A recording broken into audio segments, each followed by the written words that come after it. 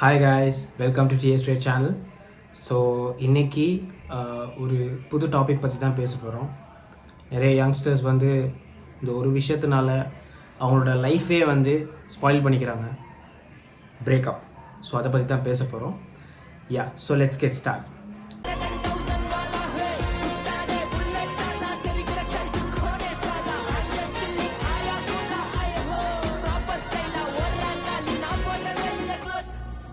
So நாங்கள் வந்து ஒரு ரிலேஷன்ஷிப்பில் இருக்கும் போகும்போது நாங்கள் அவங்களுக்காக நிறைய டைம் ஸ்பெண்ட் பண்ணியிருப்போம், எல்லாமே செஞ்சுருப்போம். நம்ம வந்து நினச்சி கூட பார்த்துருக்க மாட்டோம் அவங்க நம்மளை வந்து விட்டுட்டு போயிடுவாங்க அப்படின்னு. ஸோ அந்த மாதிரி ஒரு சுச்சுவேஷன் உங்களுக்கு நடந்துருந்துச்சுன்னா மேபி சில பல காரணங்கள் இருக்கலாம். பட் அதில் முக்கியமான ஒரு பாயிண்ட்ஸை வந்து நான் செக்ரிகேட் பண்ணி வச்சுருக்கேன். ஸோ அதை நான் உங்கள்கிட்ட ஷேர் பண்ண போகிறேன். மேபி இது வந்து உங்களுக்கு பொருந்துச்சுன்னு சொன்னால் நீங்கள் கண்டிப்பாக இந்த கமெண்ட் செக்ஷனில் மென்ஷன் பண்ணுங்கள். ஸோ வாங்க பேசலாம். ஃபர்ஸ்ட் திங் வந்து எடுத்திங்கன்னு சொன்னால், not being serious about life. So நம்ம லைஃப்பில் நம்ம நெக்ஸ்ட் என்னென்ன பண்ண போகிறோம், நாங்கள் என்னென்ன பிளான் பண்ணி வச்சுருக்கோம், அது எல்லாத்தையுமே நம்மளோட பார்ட்னருக்கு வந்து சொல்லணும், ஷேர் பண்ணணும். ஸ்டார்டிங் ஸ்டேஜில் ஓகே, ஒரு மாதிரி ஃபன்னாக எந்த விதமும் எந்த மாதிரி ஃப்யூச்சரை பற்றி யோசிக்காமல் ஒரு மாதிரி நார்மலாக தான் ரிலேஷன்ஷிப் போகும். பட் போக போக போக ரிலேஷன்ஷிப் வந்து சீரியஸ் ஆகிற கட்டம் வரும்போது வி ஷுட் டேக் ஆக்ஷன்ஸ். அதாவது நம்ம லைஃப்பில் நாங்கள் என்ன பண்ணிக்கிட்டு இருக்கோம், அதுக்கான நாங்கள் ஸ்டெப்ஸ் எடுக்கிறோமா இல்லையா, அதை நாங்கள் வந்து நம்மளோட பார்ட்னருக்கு நாங்கள் ப்ரூவ் பண்ணுறோமா, காட்டுறோமா, அதெல்லாம் ரொம்ப ரொம்ப முக்கியமான ஒரு விஷயம். நீங்கள் என்னென்ன லைஃப்பில் பிளான் பண்ணிங்க, அதுக்கேற்ற மாதிரி நீங்கள் ட்ராக்கில் போய்கிட்டு இருக்கீங்களா இல்லையா, அதெல்லாம் நீங்கள் வந்து உங்களோட பார்ட்னருக்கு அப்டேட் பண்ணணும். So the moment you stop updating that thing to your life partner, she will feel like okay, இது வந்து லைக் இவங்க வந்து நம்மளுக்கு என்ன சொல்கிறது, லைஃப்பை பற்றி நம்மளுக்கு எந்த ஒரு விஷயமே சொல்ல மாட்டேங்கிறாங்க. மேபி வேறு ஏதோ இன்ட்ரெஸ்ட் இருக்கலாம், மேபி லைஃப் பற்றி சீரியஸ்னஸ் இல்லாமல் இருக்கலாம். ஸோ அதுவே ஒரு மெயின் காரணமாக இருக்கலாம். உங்களோட லைஃப் பார்ட்னருக்கு வந்து உங்கள் மேலே இன்ட்ரெஸ்ட் குறையிறதுன்னு சொல்ல முடியாது, எப்படி சொல்கிறது, லவ்வை வந்து கண்டினியூ பண்ணிட்டு போக தேவையில்லாத மாதிரி ஒரு தாட் வரலாம். அதுதான் first point. So second point என்னென்னு பார்த்தீங்கன்னா, when you stop giving her the feel of love. So starting ஸ்டேஜில் நீங்கள் வந்து அவங்க கூட பேசுகிற விதமாக இருக்கட்டும், அவங்கள கம்ப்ளிமெண்ட் பண்ணுற விதமாக இருக்கட்டும், அவங்களுக்கு கிஃப்ட்ஸ் கொடுக்குற விதமாக இருக்கட்டும், எல்லாமே இருக்கட்டும். ஸ்டார்டிங் ஸ்டேஜில் இருந்ததே ஒரு 1 years 2 years கழித்து பார்த்தீங்கன்னு சொன்னால் அதே மாதிரி இருக்குமான்னு கேட்டால் கிடையாது. அந்த மாதிரி பண்ண மாட்டாங்க. ஏன்னா லைஃப் பார்ட்னர் வந்து நம்மக்கிட்ட கிடைச்சிட்டாங்க. இவங்க இவங்க வந்து நம்மக்கிட்ட எப்பயுமே இருப்பாங்கிற ஒரு தைரியத்தினால நாங்கள் வந்து அந்த மாதிரி பண்ணுறதில்ல. பட் இந்த பாயிண்ட்டை வந்து நீங்கள் ரொம்ப ரொம்ப முக்கியமாக புரிஞ்சுக்கணும். அவங்க வந்து ஸ்டார்டிங் ஸ்டேஜில் இது எதையுமே எதிர்பார்க்காமல் நீங்கள் நிறைய விஷயங்கள் கொடுத்தீங்க. அப்படி கொடுத்தீங்கன்னு சொன்னால் அது வந்து கண்டினியூ ஆகிட்டு இருக்கணும். அப்படி அது கண்டினியூ ஆகலைன்னா அவங்களுக்கு வந்து மேபி ஒரு டிஸப்பாயின்மெண்ட்டாக இருக்கலாம்.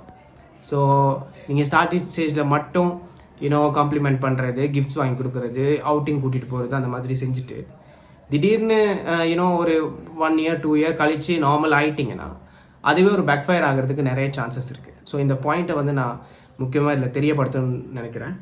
இதுக்கு ஒரு சொல்யூஷன் என்னென்னா, எப்பயுமே ஒரே மாதிரி இருக்கணும், சேஞ்சஸ் இருக்கவே கூடாது. அஃப்கோர்ஸ் ரோல்ஸ் ரெஸ்பான்சிபிலிட்டிஸ் எல்லாமே வரும். பட் அதெல்லாம் தாண்டி அவங்களுக்கான ஸ்பேஸ் அண்ட் டைமை வந்து நீங்கள் கண்டிப்பாக கொடுத்தாகும். ஸோ தேர்ட் பாயிண்ட் வந்து being the cool guy as always. Cool கைனா என்ன, எப்பயுமே சில்லாக இருக்கிறது, எந்த சுச்சுவேஷன்லேயுமே எந்த ஒரு ரியாக்டும் பண்ணாமல் நார்மலாக எந்த ஒரு பிரச்சனையுமே இல்லாமல் சட்டிலாக போகிற மாதிரி ஒரு கேரக்டர். அந்த கேரக்டர் வந்து ரியல் லைஃப்பில் எல்லா டைமும் யூஸ்ஃபுல்லாக இருக்காது, specially when you are in love.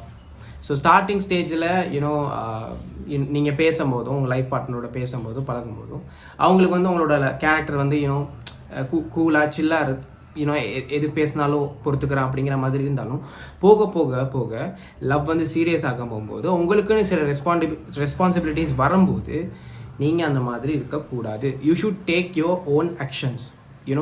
எப்படி சொல்கிறது, கோவப்படுற இடத்துல நீங்கள் கோவப்படணும், கேட்க வேண்டிய நேரத்தில் கேள்வி கேட்டாகணும். அந்த டைமில் சைலண்ட்டாக இல்லை நான் நல்ல பையன், நான் சில்கை அப்படின்னு சொல்லிக்கிட்டு இருந்தீங்கன்னா அது உங்களுக்கு பேக்ஃபயர் ஆகிறதுக்கு நிறைய சான்சஸ் இருக்குது. ஸோ இந்த பாயிண்ட்டை நான் மெயினாக சொல்லணும்னு நினச்சேன். அண்ட் தென் மோரோவர் கோவம் மட்டும் கிடையாது. யூனோ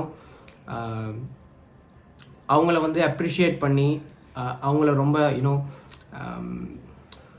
எப்படி சொல்கிறது, அவங்கள வந்து வேல்யூ பண்ணுற மாதிரி நாங்கள் பண்ணுற விஷயமா இருக்கட்டும், அவங்கள ரெஸ்பெக்ட் பண்ணுற விஷயமா இருக்கட்டும், இந்த மாதிரி நிறைய சொல்லிட்டு போகலாம். நிறைய லவ் கொடுக்கறது, சோகமாக இருக்கணும், சில நேரம் சந்தோஷமாக இருக்கணும், கோவப்படணும், சண்டை போடணும், எல்லா கைண்ட் ஆஃப் இமோஷன்ஸும் நீங்கள் உங்களோட லைஃப் பார்ட்னருக்கு கொடுக்கணும். அப்படி கொடுத்தா தான் she will feel complete. If not, she might think that okay, இவன் வந்து எனக்கு ஒரே ஒரு இமோஷன் தான் கொடுக்குறான். இப்போ ஃபார் எக்ஸாம்பிள், நீங்கள் வந்து நிழல்லே இருந்துக்கிட்டு இருக்கீங்க, சரியா? நிழல்லே இருந்துக்கிட்டு இருக்கும் போகும்போது வெயிலோட அருமை தெரியுமா உங்களுக்கு? வெயிலுக்கு போனால் நிழலோட அருமை தெரியுமா உங்களுக்கு?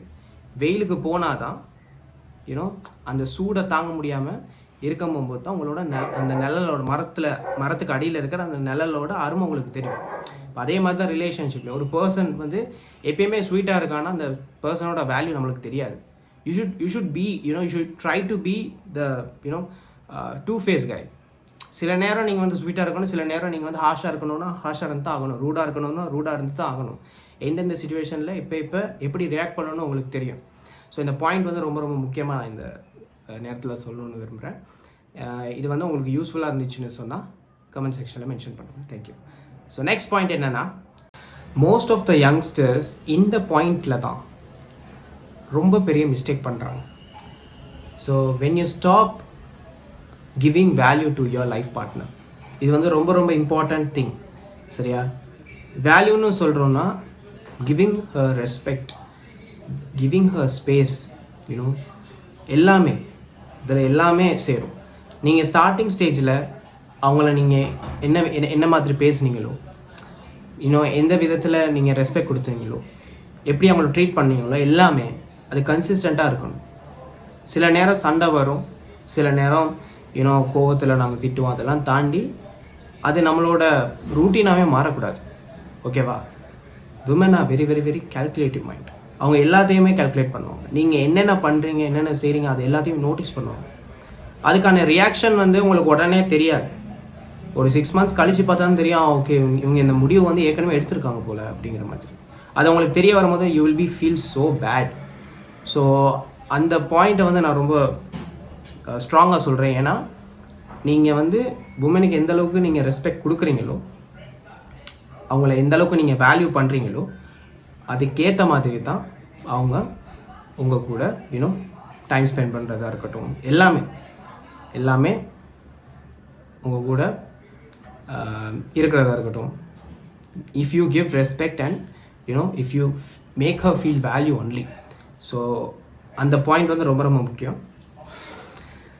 ஆல்ரைட். ஸோ இந்த 4 பாயிண்ட்ஸ் தான் நான் வந்து டிஸ்கஸ் பண்ணணும்னு நினச்சேன். அண்ட் மோர் ஓவர் என்னோடய பர்சனல் லைஃப்பில் வந்து நான் ஒரு ரிலேஷன்ஷிப்பில் இருந்திருந்தேன். அந்த ரிலேஷன்ஷிப்பில் நான் நிறைய விஷயம் கற்றுக்கிட்டேன்.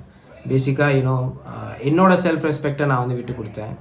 அண்ட் தென் எனக்கு டைம் ஸ்பெண்ட் என்னோட ஃப்ரெண்ட்ஸு, ஃபேமிலி மெம்பர்ஸ், அவங்க எல்லாத்துக்கிட்டேயும் டைம் ஸ்பெண்ட் பண்ணாமல் ரிலேஷன்ஷிப்குள்ளேயே நான் டைம் ஸ்பெண்ட் பண்ணி நிறைய புரிஞ்சு தெரிஞ்சு அறிஞ்சு கற்றுக்கிட்டேன். ஸோ என்னோடய பர்சனல் எக்ஸ்பீரியன்ஸையும் சேர்த்து தான் இந்த வீடியோ.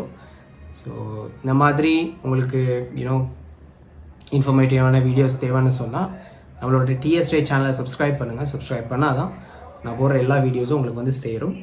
அண்ட் நெக்ஸ்ட் வீடியோ இன்னும் கொஞ்சம் இன்ட்ரெஸ்டிங்காக என்கேஜிங்காக பண்ணலாம். Okay, so see you guys, take care.